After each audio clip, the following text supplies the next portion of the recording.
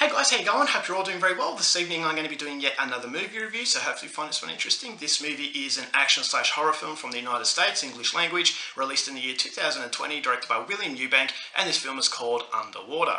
So Underwater takes place in the ocean's depths. You've got a research facility that is drilling a hole in the ocean floor. So there is an earthquake that ensues that causes most of this facility to destroy, and there is a handful of survivors that seek refuge in the part of the facility that hasn't collapsed yet, but it's going to collapse very soon. So they have to get together in order to make a plan to get to the surface alive, but then to their horror they realise that what they were drilling in the ocean floor may have actually released something that is far more terrifying. So the problems are only going to get intensified, and whether or not these survivors can live to tell the tale is something you're going to have to find out for yourself, because that's as far as I'm going with my synopsis. Now, my thoughts on Underwater. I was actually fairly excited for this movie, and the biggest excitement I had for the film was the setting. Now, the setting is uncharted territory, and with uncharted territory, directors can use a lot of creative liberty, and that creative liberty you can't disconnect from because of the fact it is uncharted territory.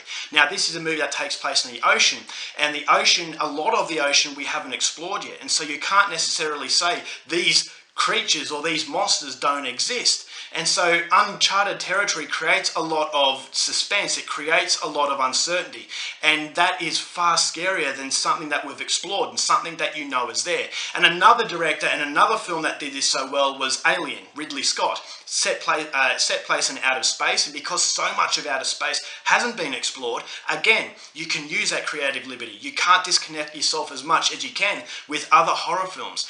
And so when you're using a setting, you have a primal fear, whether it's the ocean or outer space, because it's so vast and that you're so insignificant in this setting, it just creates so much more than a standard typical horror villain.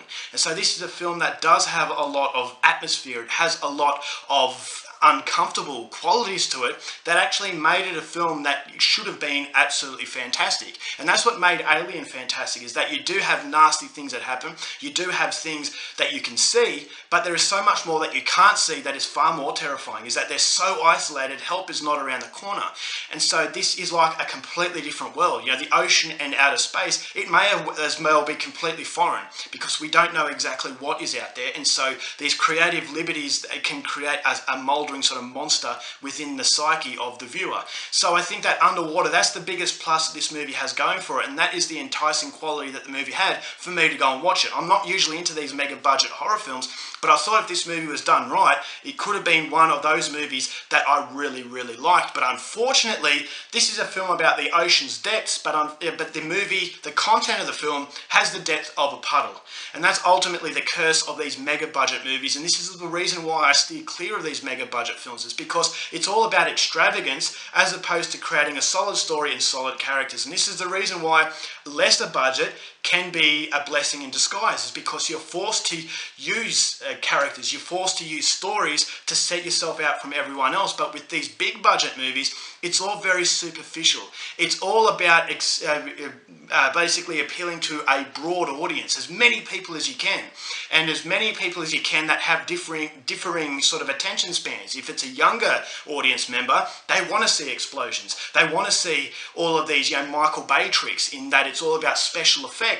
But then for the older audiences who want a little bit more, it's not really there. And so when you've got a film that's about appealing to as many people as possible, you're making the film for money. And unfortunately, I think the biggest downturn to Underwater, the biggest enemy to Underwater, is the budget, it's the money.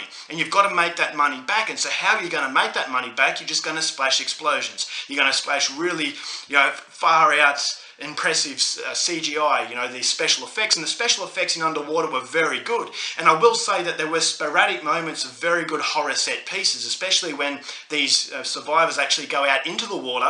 I thought, all right, well, again, it's using that setting, it's using the invisible sort of monster that creates the hair on the back of your neck to stand up. This is what Jaws did so well with Steven Spielberg, in that it's using the vast ocean as well as a specific creature that is causing the carnage. And so I just think that Underwater had a very, very strong platform that should have sprung it to a film that was going to be absolutely phenomenal. But after the extravagance, after the impressive qualities, you've got characters that you just don't connect with, and you have got a situation and a setting that you can't truly absorb yourself in, because it's like a director who has ADHD, attention deficit hyperactive disorder, in that he's not willing to use the patience for you to absorb yourself inside this facility. He's not giving you patience enough to actually connect to these characters. And so I think it would have been a lot better if the film, because basically the film, there is explosions straight from the first minute.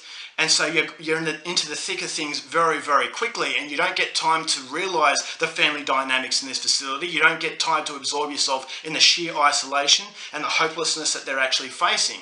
And so it just doesn't have any patience whatsoever. So it's into the explosions before you know it. Therefore, I couldn't absorb myself into the situation. I thought it would have been far more terrifying if I actually felt as though I knew these people and I could get their daily routine within this very dangerous environment that they were in. But because it just doesn't have any time as far as fleshing out the contents of this film, as far as characters and story is concerned, it just feels like an exercise in impressive special effects. And this is unfortunately why I don't really go for too many mega budget Hollywood movies. Now, I'm not saying I'm a snob and saying these are all bad films. There are some mega budget movies that are very good, but unfortunately Underwater, it just suffers. It has a fairly good cast. You've got Kristen Stewart, who plays the main character. You've got one of my favourite actors, Vincent Cassel. Now, Kristen Stewart is the main character, but she doesn't feel any different from any other character. So it's basically just a random character that you're following. And the reason is, as I said, is because you don't absorb yourself into anything. And you've got Vincent Cassel. I was really excited that he was in the film, but he may as well not have been.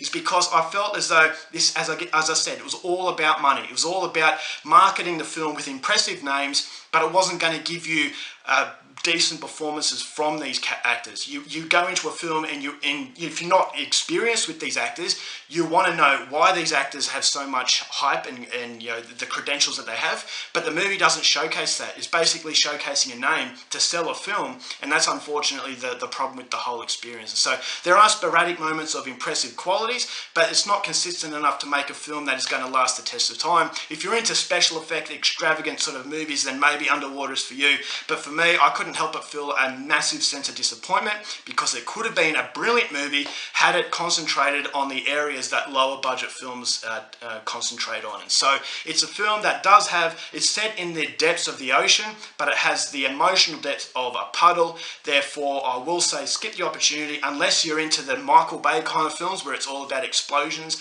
and impressive qualities as far as visuals are concerned. But if you want anything else from it, then I'm afraid that this movie is going to disappoint you, because it really is lacking. So overall, with Underwater, I was bitterly disappointed. I'm only going to give this one 2 stars. Alright guys, that's it for my review. Hope you enjoyed it. Till next time, keep watching movies, and I'll see you later.